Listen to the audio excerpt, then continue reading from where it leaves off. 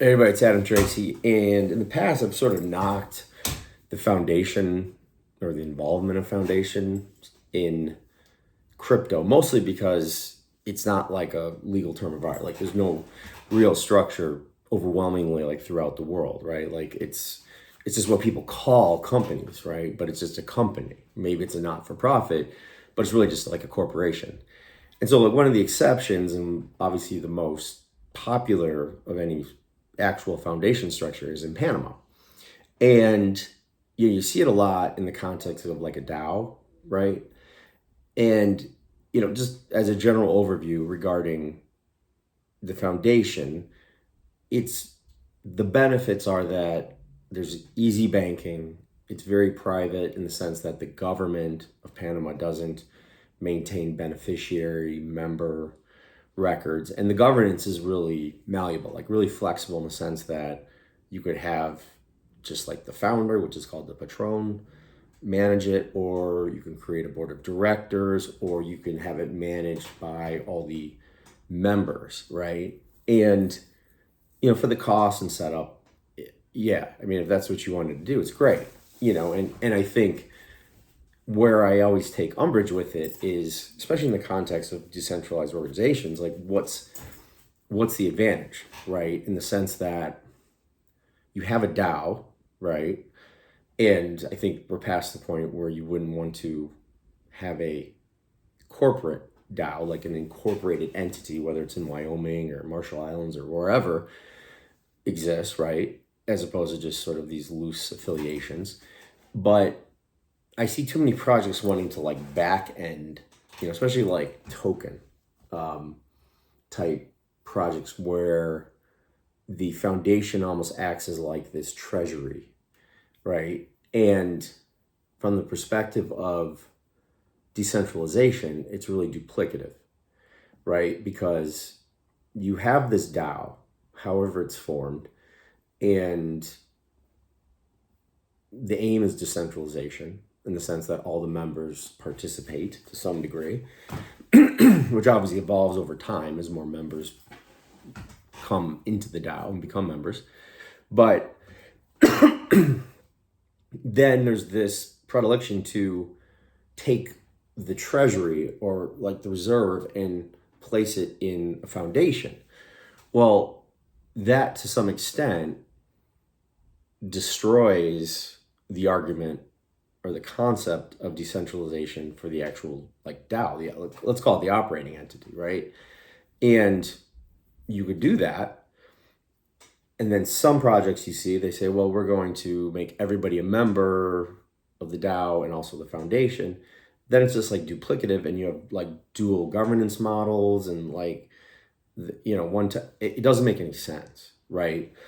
And there's nothing wrong from just like the simple model of saying like the foundation is going to be like a repository or treasury for token issuances, provided that the actual members of the DAO direct the formation thereof and like maintain an indicia of control.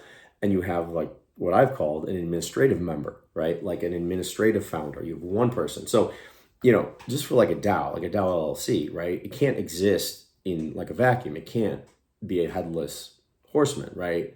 Listless ship, whatever you want to call it. Like I've always believed, like when you set up a DAO, you create and appoint through a vote an administrative member, because somebody has to sign something.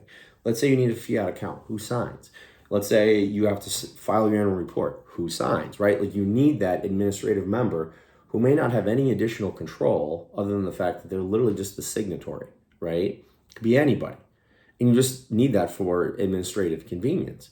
So yes, there is a model, right, where you have a DAO, like let's say back-ended by this Panamanian foundation, right, that offers the asset protection benefits that you're seeking, but to create it in such a manner where it's either individually governed by some group of people, which would destroy the overall decentralization of let's say the organization, or it's managed by everybody who's a member of the DAO, which is duplicative unwieldy, expensive, stupid, right? Don't go either way. Just create that administrative member, and it can change, right? Who can be like the sole sort of functionary, the patron, if you will, and just take cues from what the DAO members say in terms of what happens. Or if it's embedded in smart contract, he or she or that company only exists, right, for the sole purpose of signing the annual report, right, and doing nothing more, right, just being a signatory. The DAO itself can be the founder and the patron of the Panamanian Foundation, right? So instead of trying to create this arm's length structure, right, which I don't think is I think it's a bit of legal fiction if you're really trying to create this decentralized sort of ecosystem. Use it, but use it in the right way, right? Just use it for what it is. Ideally, if you can, maintain at least the illusion that it's governed by smart contract with an administrative member as like the head of that, then it's great, right? Then you're achieving the goals that you want to achieve with it, whether you need to truly use the foundation to achieve said goals or not. But that's conceptually where you want to go. And arguably, right, given that there's very few jurisdictions that offer actual DAO structures like Wyoming, the LLC, Wyoming isn't ideal for asset protection. It is within the context of the United States, but really anybody can sue anybody in the United States, as opposed to having to try to sue in Panama, which has a very strong asset protection, or BVI, something like that. So it makes sense. And like, if you just are looking for an actual foundation structure, it's one of the few places that actually offer it. You can incorporate in the UK tomorrow and call it a foundation.